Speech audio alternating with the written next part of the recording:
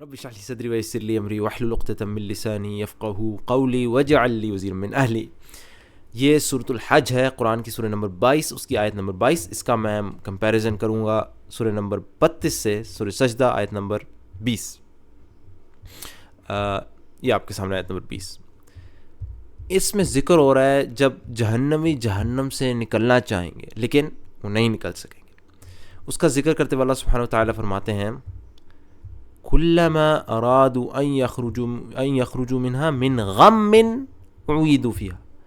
जब कभी वो घबरा कर जहन्नुम से निकलने की कोशिश करेंगे फिर उसी में धकेल दिए जाएंगे कि चखो। अब देखें, उसी में वापस धकेल दिए जाएंगे, लेकिन किस तरीके से निकलेंगे? जब कभी भी वो घबरा कर उस तकलीफ़ में, परेशानी में, घबराहट में, उस दर्द में वो जहन्नुम से निकलने की कोशिश करेंगे।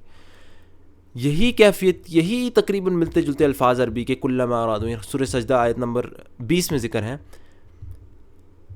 जब कभी वो उससे निकलना चाहेंगे, अब यहाँ पे ये नहीं कहा घबरा कर, कुल्लमा अरादू अन यखरुजू मिन्हा उईदू फिहा, उसी में धकेल दिए जाएंगे, ये नहीं कहा घबरा कर। घबराहट का जिक्र इधर क्यों किया गया है सूरह हज में, सूरह नंबर 22 में, लेकिन सूरह नंबर 32 में घबराहट का जिक्र नहीं? क्यों? ऐसा क्यों है?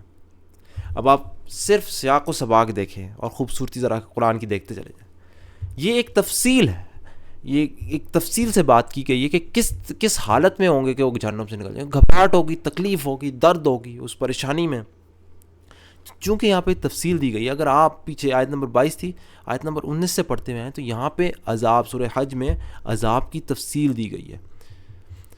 उनमें से वो लोग जिन्होंने कुफ्र किया उनके लिए आग के लिबास काटे जा चुके हैं। ये देखें तफसील है अज़ाब, उनके सरों पर खोलता हुआ पानी डाला जाएगा। अज़ाब की तफसील देखें ज़रा, जिससे उनकी खाले ही नहीं पेट के अंदर के हिस्से तक गल जाएंगे। तफसील। और उनकी ख़बर लेने के लिए, अल्लाह ताला में बचाए, उनकी ख़बर लेने के लिए लोहे के गुज़र होंगे। फिर जब कभी वो घबरा कर, इतना अज़ाब इंसान, यहाँ पर तो मुनासिब था कि अल्लाह कहता है घबरा कर, तकलीफ़ परेशानी में, उस घबराहट में उससे निकलना चाहेंगे, जबकि सूरह सजदा में अज़ाब की कोई तफसील ही नहीं देखें। और जिन्होंने फ़िस्क़ इख्तियार किया उनका ठिकाना दोज़ख है, बस। जब कभी वो उससे निकलना है, कोई अज़ाब की तफसील नहीं, बस उनका ठिकाना दोज़ख। तो यहाँ पे मुनासिब ही नहीं था, अल्लाह कहता घबरा कर उनके, वहाँ यहाँ पे घबराने इस यानी मुनासबत से जहाँ पे कोई अज़ाब की तफसीर ही नहीं, वहाँ पे कोई घबराहट का मुनासिब था, ज़बान में जिक्र ही नहीं किया जाता। सुबहान अल्लाह, कितना मुनासिब चुनाव। आम ज़बान में बंदा बोल रहा हो, उसको क्या पता मैंने किस जगह तफसील मेंशन की है, तो किस जगह मुझे आगे भी तफसील मेंशन करनी।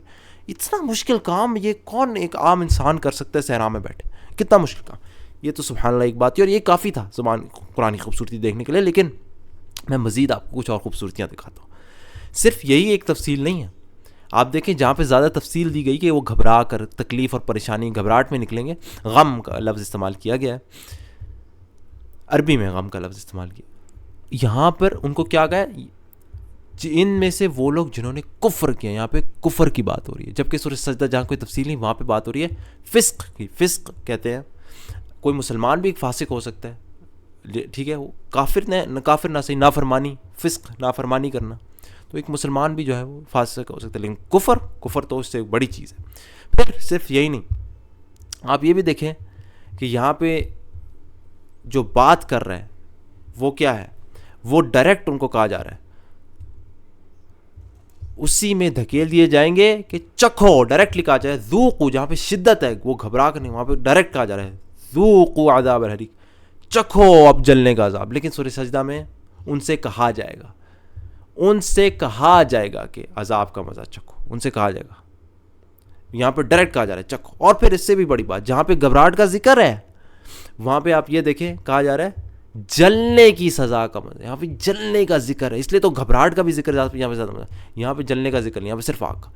तुम आग के अज़ाब का मज़ा जिसको तुम झुटलाया करते थे उसे चखो, बस आग के जलने का जिक्र। सुभान, इतनी सारी चीज़ें मुनासिब करती हैं कि यहाँ पे अल्लाह ताला कहता कि घबराहट से निकलेंगे, तकलीफ़, उस रंज, उस परेशानी में ये जिक्र करना कितना मुनासिब। कौन, आप मुझे बताएं यार, आप कौन सा आदमी इन चीज़ों की इतनी कैलकुलेशन रखे कि कहाँ मैं किस चीज़ का जिक्र कर रहा हूँ। यहाँ पे आयात एक जैसी हैं, लेकिन एक लफ्ज़ के यहाँ पे जिक्र ज़्यादा कर देने से ज़्यादा मुनासिबत हमें अब पता लगता है। ज़रा सा सोचो फिक्र करके, कुरान में गौर तदब्बर करने का ये तो फ़ायदा है। इससे पता चल जाता है कि आम आदमी का लिखा हुआ कलाम नहीं है ये। और फिर इसका साथ साथ दूसरा फ़ायदा भी, ये फ़ायदा तो है ही कि इससे हमें ईमान पैदा होता है, दिल में यकीन पैदा होता है कि अल्लाह की किताब है। बस कि इससे ये फ़ायदा होता है कि जो हुफ़ाज़ हैं वो एक मिलते जुलते अल्फाज देखते हैं, लेकिन ख़ास तौर पे जिनको अरबी भी आती हो, अरबी नहीं आती तो आपको अरबी बिल्कुल ज़रूर सीखनी चाहिए। ये फ़ायदा होगा कि आपको पता चल जाएगा कहाँ जो है वो ज़्यादा लफ्ज़ बोलना है, ये एक एक्स्ट्रा कहाँ नहीं बोलना, क्योंकि अल्फाज तो बिल्कुल अरबी के एक जैसे हैं। कुल्लमा अरादू अन यखरुजू मिन्हा मिन गम्मिन उईदू फ़ीहा, कुल्लमा अरादू अन यखरुजू मिन्हा उईदू फ़ीहा, बस मिन गम्मिन नहीं है ना, और तो कोई फ़र्क नहीं। तो अल्फाज का भी पता चलता है।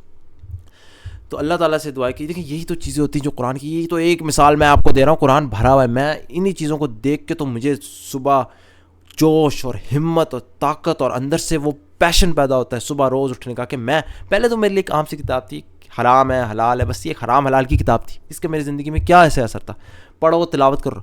अब जब मेरे ऊपर ये कुरान के राज खुल रहे हैं, सुबहान अल्लाह, अब तो रोज़ सुबह उठने का एक मकसद मिलता है। यार इस किताब के अंदर ऐसी ऐसी छुपी चीज़ें पड़ी हुई है, वो मुझे ढूंढनी है, मकसद है ज़िंदगी का। तो अल्लाह ताला से दुआ है कि अल्लाह ताला हमें दिल के अंदर वो यकीन रासिख कर दे, पक्का कर दे कि ये कलाम किसी आम इंसान का लिखा नहीं हो सकता। सुब्हानकल्लाहुम्मा व बिहम्दिका अशहदु अल्ला इलाहा इल्ला अंता अस्तगफिरुका व अतूबु इलैक।